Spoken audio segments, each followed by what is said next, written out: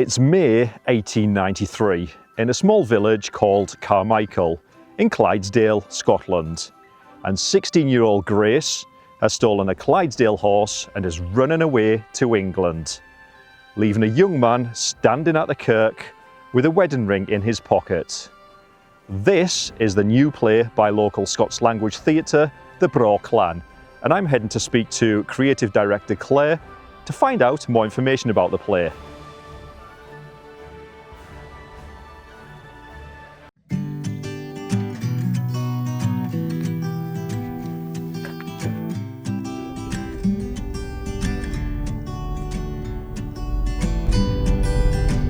Today we are going to Biggar to speak to Claire, who is the creative director for local theatre company the Braw Clan, and we're going to speak to her about their upcoming play for this year called The Smoke and Mirror. It sounds absolutely amazing. Can't wait to speak to her and get some more details on this. See you in a bit. No place on earth I'd rather be.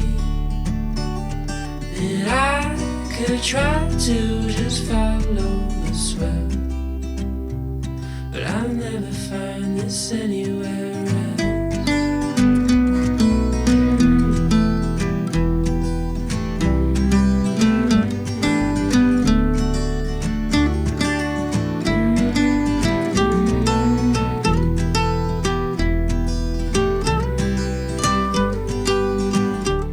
Welcome back, everybody. Here with me today is Claire, the creative director of the Braw Clan.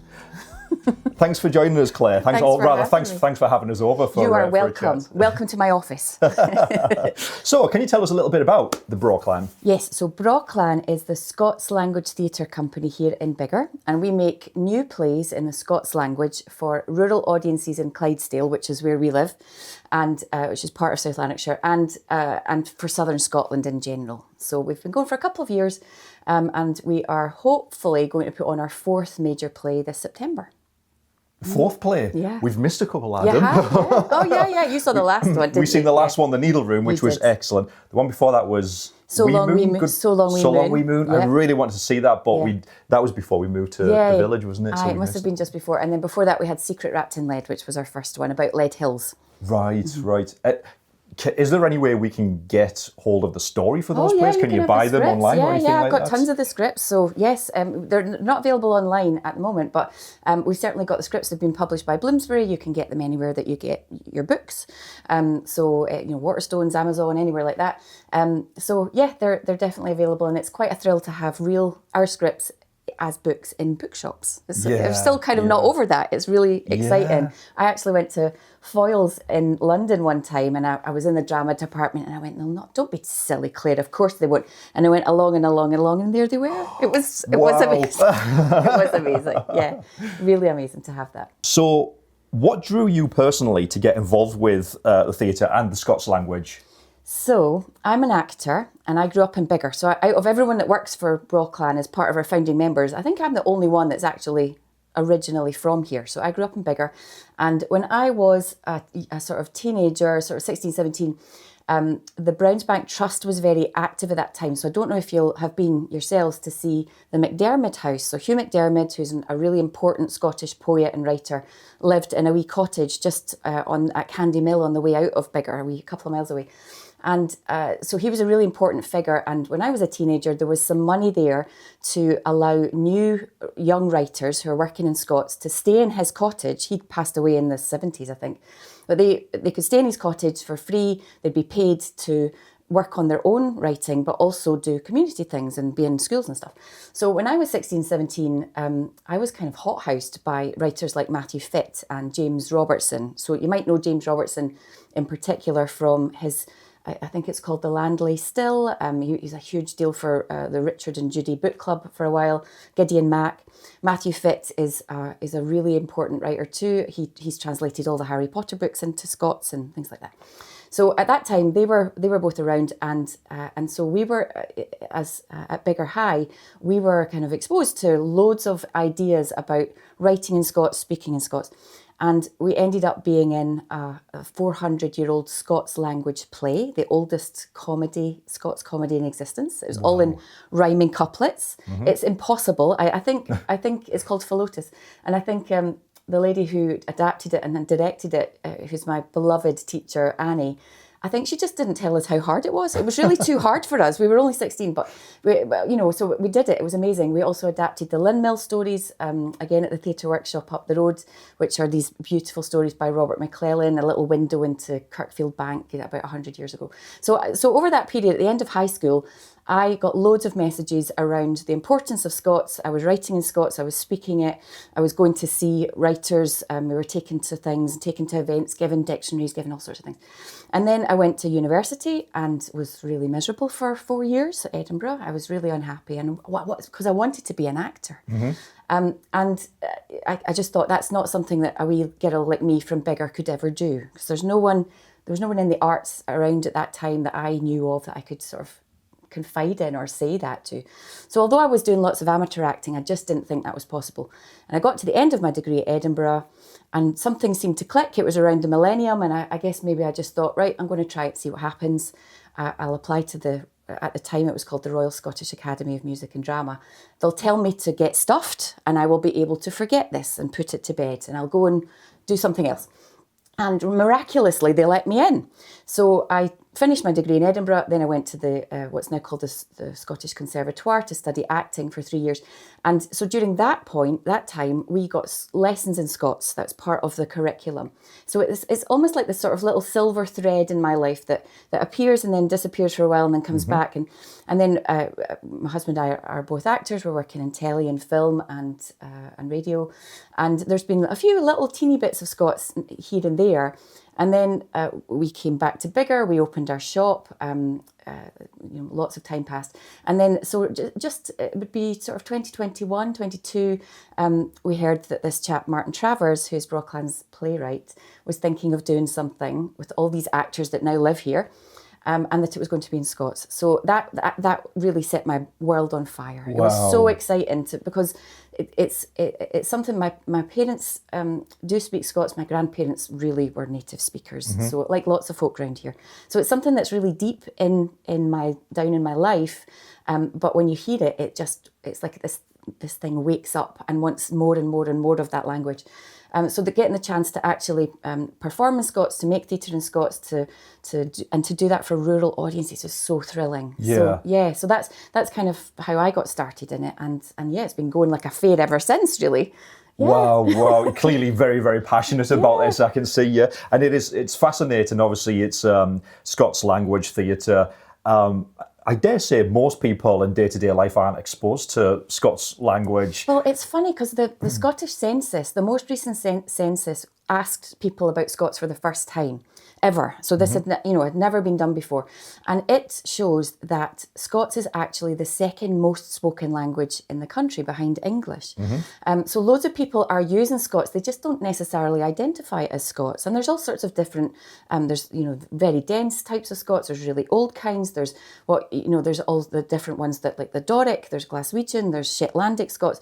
And this is all the Scots language, but we often just don't really realise that's what it is.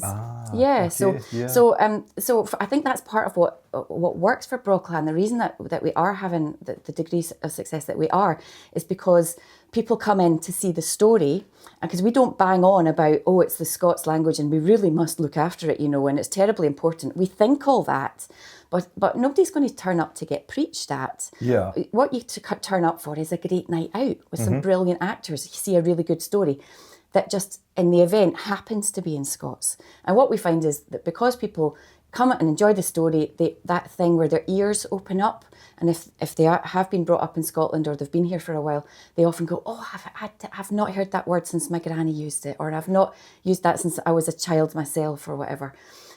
So that there's this kind of dual thing happening that seems to be creating a really satisfying experience for audiences. Right.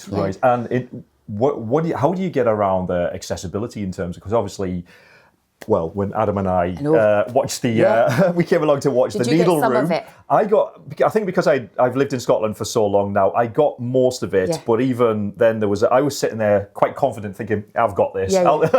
But there were quite a few pieces that I thought, I've no idea what they were saying. Happening. And Yeah. every time I looked over at Adam just had, it was almost like a cartoon. You could see He's a like, clue mark above his head. Question mark.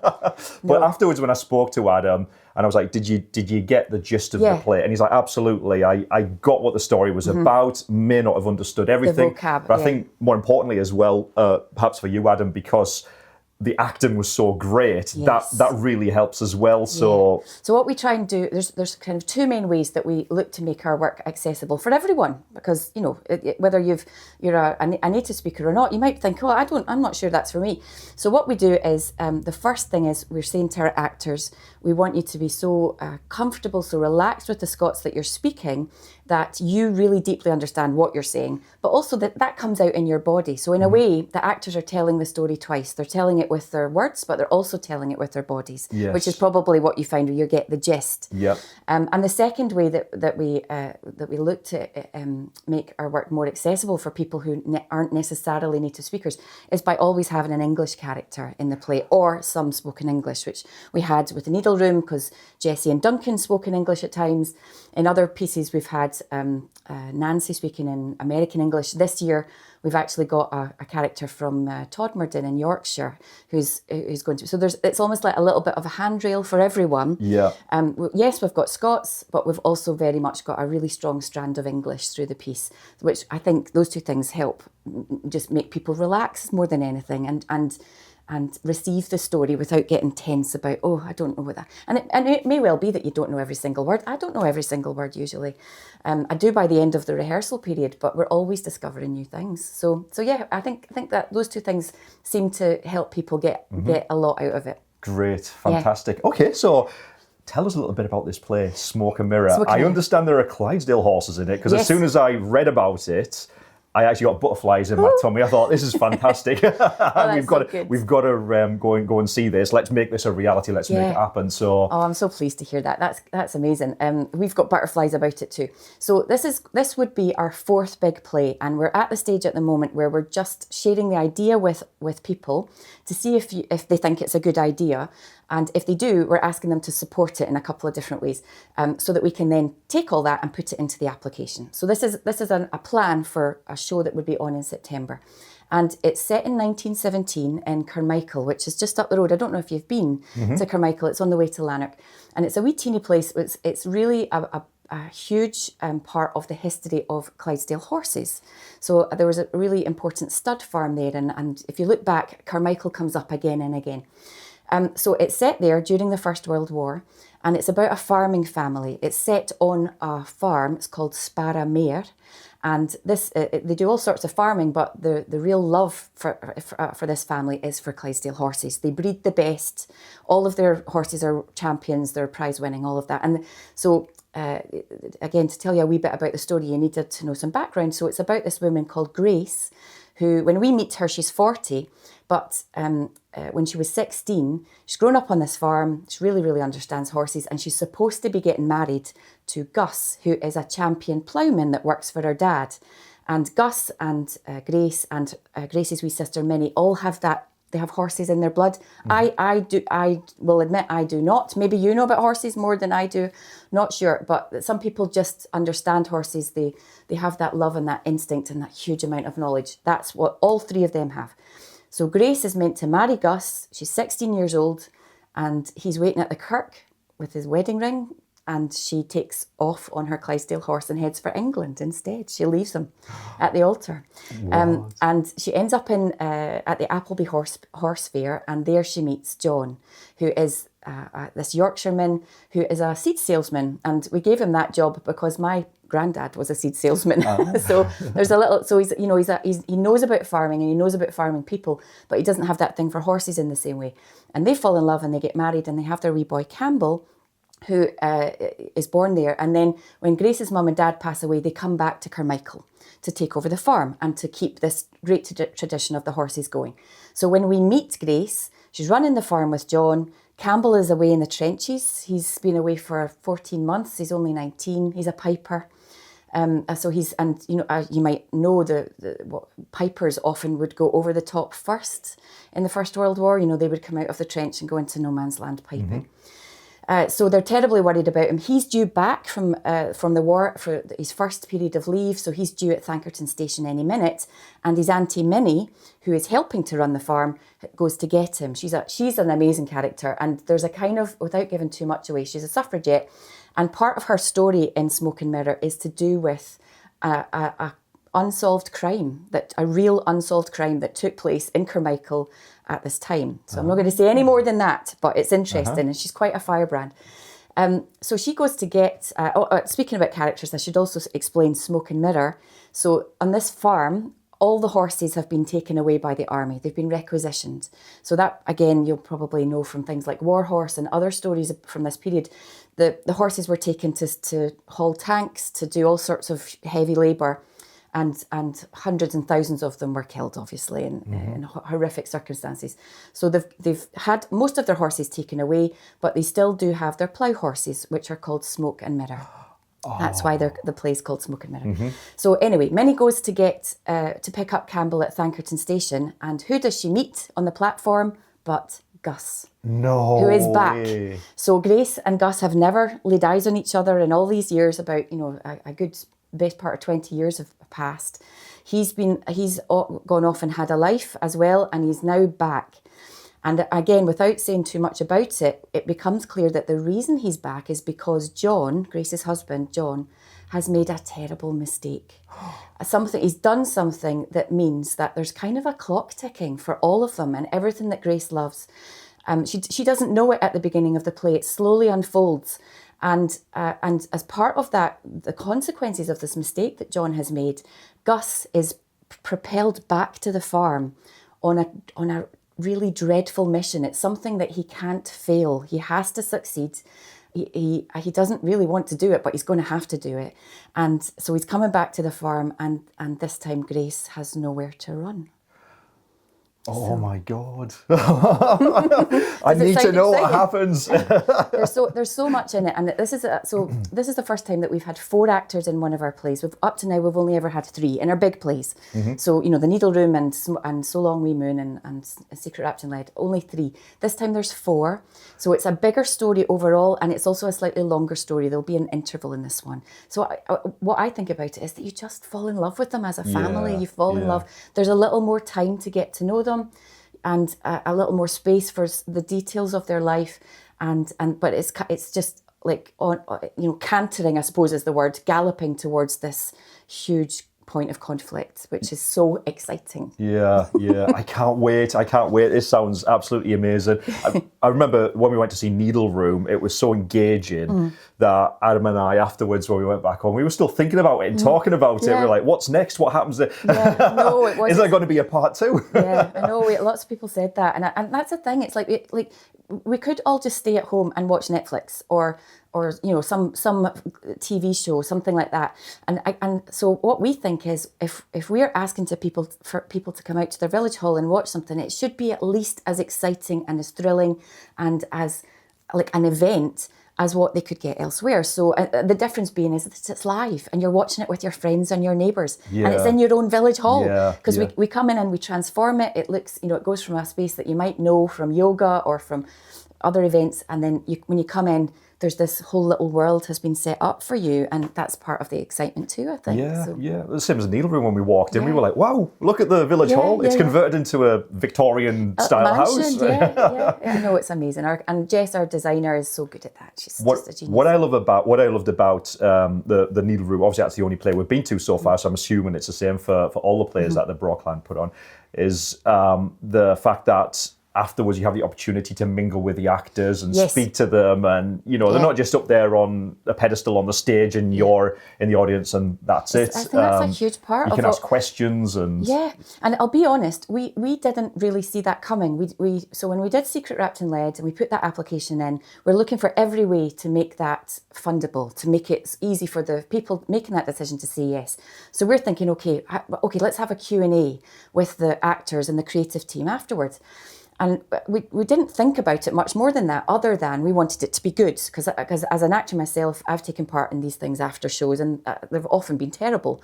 You know, they're just not a good vibe at all. And so we said, right, let's do it, but let's do it our way. So we started doing that, and what quickly became clear was that these conversations are part of the whole event. So the actors go get changed, we let them catch their breath, they come back on along with the director, the writer, the designer, the composer often, and we all sit together and we talk as a big group with the audience about the show, and you get to ask questions and they respond and so on.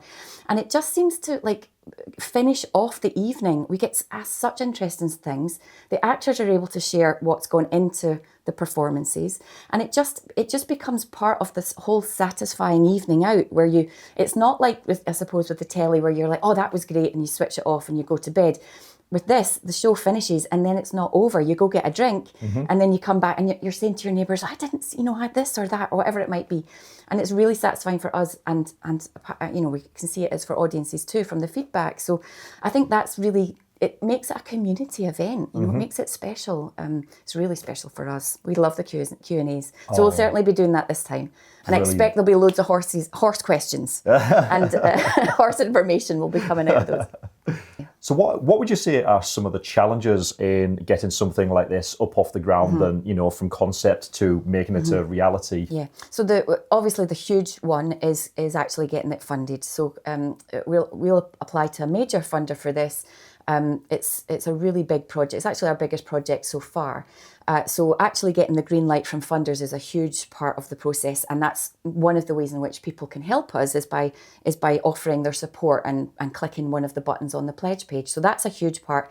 And then after that, it's often a lot to do with, can it fit in the hall? So you'll know yourselves that for the needle room, we don't.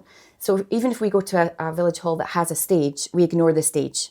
So we never put the play on the stage. The play goes in the middle of the hall with the audience usually on 3 sides around it. That's called traverse staging. So that's brilliant because to me it's so magical. You're sitting in the audience and the play is happening in front of you, but on the other side you can see people you know. So it's like this magical bubble that's in the middle of the village hall. So that's brilliant, and it's easy for me to say how lovely it is, but the actual mechanics, logistics of making a stage that can fit in every different village hall, we'll go to 7. They're all different, they're different sizes, they have different access, sometimes they have steps, that's quite a lot. So yeah, so that part of it. And then I think I would say probably from the actor's point of view, it's really difficult when if you do get hold of one of our scripts, you'll see written Scots looks terrifying. You'll go, I can't read that. I don't know what that says. And that's actually really common for actors to feel like that as well. And we've discovered and kind of created lots of ways to help them. And we'll make sure that we get the right actors in the first place, which is a huge part of it. But there's also a little kind of friction point to get over around helping them relax, to do with the Scots. They can get it wrong, it's fine. But they also need to know what it is that they're aiming at. So a little thing that we put in last year that worked really well was our Scots Day. So rehearsals would start on the Monday, but on the previous Friday, we brought the whole cast together with like no pressure. Like the first day of rehearsals, I don't know if you know, it can be quite, not with us, but in general, there's a little bit of formality about the first day of rehearsing a show. The set, the model of the set is presented. Everyone does a little bit of talking. There's kind of a sort of way that it usually happens. So, and the actors can be a bit nervous because there's a read through. So that's on the Monday, and we still do it in a relaxed way, but it does have that little bit of, things are starting. So this time for the needle room on the Friday, we got everyone in, we gave them loads of biscuits, and we went through it word by word.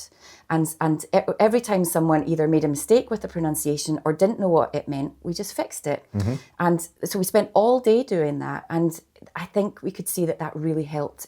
So they went in on the Monday already moving. They didn't have to start from cold. They had notes, they knew what they were saying. And so, and again, with this one, this is a 4-week rehearsal period. So we've got a little bit longer to get into that stuff. But I think those are the kind of challenging bits. And I think as we go along, we're discovering ways to smooth out each part of that so that we get there a little bit more smoothly. There's always the unexpected though. Weird things always happen. Okay, so if somebody wanted to come along and support this project, how could they do that? If they wanted to come along and support Smoke and Mirror, how could they do that? So you can go to our pledge page. So I'll give you the link, and you can also go to our website, which is brawclan.com, and there's a thing at the top, new play for 2026. And that will take you to the Smoke and Mirror pledge page, and you'll see a little bit about it. You'll see me and Anthony talking about the story and explaining how the pledge campaign works. But it's really very simple. There's 2 buttons. You can either choose general support or donation support. General support just means you click a thing, you go through a little sort of mini questionnaire that says, it sort of records the fact that you would like to come and see it, and also asks you, well, grand, how many tickets do you think you'd book? Because some people might just come themselves. Some people might be part of a little Clydesdale horse club, or they might want to come with their family, and so they say, well, I would think I might book 6 tickets, or however. So that's general support. That's really, really helpful. That allows us to show those figures to our funder. Donation support is exactly the same with the tickets, but it has this other extra element, which is, it says, so we'll put the application in. There's a 14-week waiting period. We should know in May if this has got the green light or not. If it does have the green light, and you have made a pledge through the donation support button, so you've clicked to say, I would like this many tickets probably, and also if this goes ahead, I will give you a little donation, and that could be £5, £10, £50, whatever it might be. So if and then in May we get the go ahead, we would then come back to you and say, good news, Smoke and Mirror is going to happen in September, and we would send you a link to actually make the donation at that stage. So that's why we call it a pledge. It's like you say you will help us put the show on, help us with a little bit of support towards the cost of the show, but you don't have to unnecessarily make that payment until we know if it's going to happen. Until it's definitely going ahead. Yeah. If you want to make the payment straight away, of course you can do that. But otherwise you can just, wait. It's a wait and see sort of thing. And Braw Clan is a registered charity. Everything that we receive through donations goes straight to the shows. It's all about putting actors on stages. Yeah. What I loved about the previous play, and I'm guessing this is the same with all plays, it's pay what you think. So yes. you book a ticket online, it's free. Yeah. You don't technically need to pay for it, but come on, who in the right mind is going to go along to something like that and not pay for it? I'm imagining most people do pay for it. Yeah, but I don't think we've had anyone who hasn't anyway. So yeah, that's our actual ticket. So there's a sort of pledge phase. You can make a little donation towards putting it on, and then when you actually come to see it, which we hope you will, then you're exactly right. It's you don't pay anything up front. We're all about it. It's. The thing about pay what you can, which is another way that people sometimes sell tickets in the theatre, that sort of has things about affordability, and it sort of says, well, how much money have you got? Maybe you're broke, maybe So we don't do pay what you can, we do pay what you decide. Yep. We like that because what that allows us to do is say, right, book your tickets for free, come along and see it, and then decide what it's worth to you. So it's about the value that you see in the performance. And that means that everyone's on a level playing field. Everyone is essentially asked the same question at the end of a show, which is, well, what was that worth to you? And at that point, you make the decision. So that's worked really, really well. I don't know that there are many other companies working that way with tickets, but they should, because we found it's really good for increasing accessibility and just, as you say, it makes people go, well, I might as well try it. If I hate it, I don't have to pay anything. Yeah. And as I say, as far as I know, no one's ever gone out without paying. So we absolutely do our best to make sure you have a cracking night out. Brilliant, fantastic. So the deadline for the funding is the 27th of February. End of February. Yeah. So obviously, if anybody's watching this video beyond that date, there are still other ways they can support the Braw Clan. Join the mailing list. Yeah, if you're watching it after that, then absolutely join our mailing list, and we'll certainly let you know if Smoke and Mirror goes ahead, and maybe come and see it. Excellent. Really cool. Wouldn't that be fantastic? What I'll do, guys, is I'll put a link in the description below, so please be sure to check out the Braw Clan website and check out the details for Smoke and Mirror. I, for one, cannot wait for this. Adam's smirking, he's standing just off camera, he can't wait for it either. Well, Claire, thank you very much for taking the time out to speak to us today about this. It's been such a pleasure, and we'll see you at the play. Fingers crossed. Thanks so much. Thank you. Thank you. Thank you. What's this, boys? Come on, boys. What's this? Come on, Alf. What's this? You coming up? Oh dear, the other one's going to come up. Alfie's going to want to come up as well now. There's no space. We need to get a bigger sofa. Alf? Boys, you've both got a chair over there each. You actually don't need to be up here, but it is nice to have cuddles, isn't it? That was very interesting. Did you enjoy that chat? With Claire? Yeah. Yeah, that was really good. She's great, isn't she? I really hope they get the funding to go ahead with this play. I'm sure they will. Well, as long as they get the interest, which I'm sure they will. That will help with them with the funding to make it go forward. Yeah, absolutely. Guys, head over to the Braw Clan website, click on the What's New for 2026 and hit that support button, even if it's just to express an interest in, yes, we'd like this to go ahead, because as Claire said, the more interest they have, the more chance they have of getting funding for this play to go ahead in September this year. I think it would be quite something special. Anyway, I've still got Office Renovations Part 2 to get on with. Have you not finished that yet? No, I haven't. You've been at it all day. What are you doing? I've got balustrades to strip down and paint. I've got Have you not done that? the barn planks have arrived. Have they? Finally, and the daybed has arrived. Boys, you're going to have a daybed to relax on. Oh, lucky boys. Well- I thought it was supposed to be for guests. Well, it's meant to be for guests, isn't it? I have a feeling guests may not get a look in with these two. So that will be an exciting project. We'll show you that once we get back, because we're taking a short break. We're heading down to see family and friends, aren't we, Adam? Yep. A long journey in the car with these two, which will be fun. That will be fun.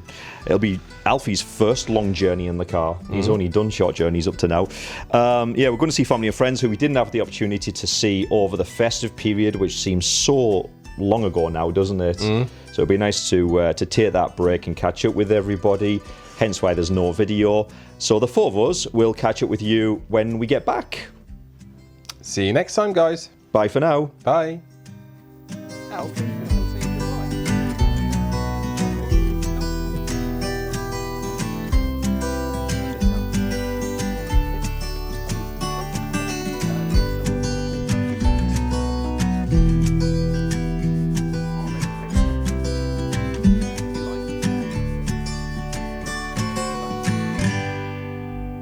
It's going to be great to see everybody, isn't it? I know your dad's looking forward to seeing Alfie, isn't he? Yeah. He hasn't obviously seen him yet. It was too little one.